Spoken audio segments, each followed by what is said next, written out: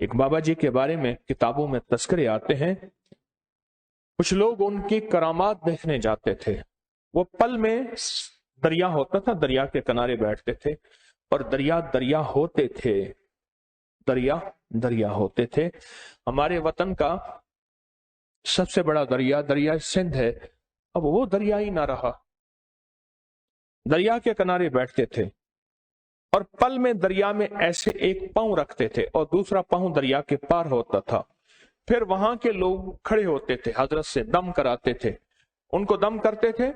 دعا فرماتے تھے،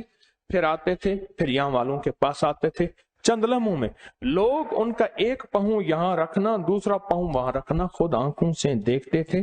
دریا اتنا سمٹ جاتا تھا جیسے سیڑھی کا ایک قدم یہاں ہے اور دوسرا قدم اوپر ہے۔ آپ کے سامنے کوئی بندہ سیڑھی چڑھ رہا ہے تو آپ اس کے قدم گن رہے ہیں، یہ پہلے قدم پہ سیڑھی پہ پاؤں رکھا، دوسرے پہ رکھا، تیسرے پہ رکھا، چوتھے پہ رکھا۔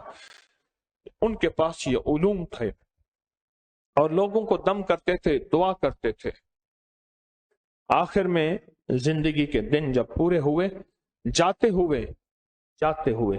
اپنے خاص خادم خلیفہ سے فرمانے لگے، دیکھ یہ ساری کائنات کا جو راز مجھے پہلا ملا ہے، یہ جو ایک قدم یہاں رکھتا ہوں دوسرا قدم دریا کے پار ہوتا ہے، یہ تو ہے یا لطیفو۔ اور جو مخلوق کو فیض مل رہا، جو بھی آتا ہے یہاں سے پا کے جا رہا، خالی نہیں جا رہا، بے اولاد ہے، نامراد ہے، پریشان ہے، مقروض ہے،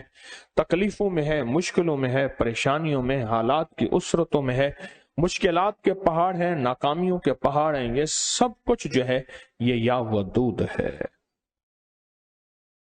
یہ سب کچھ یا ودود ہے۔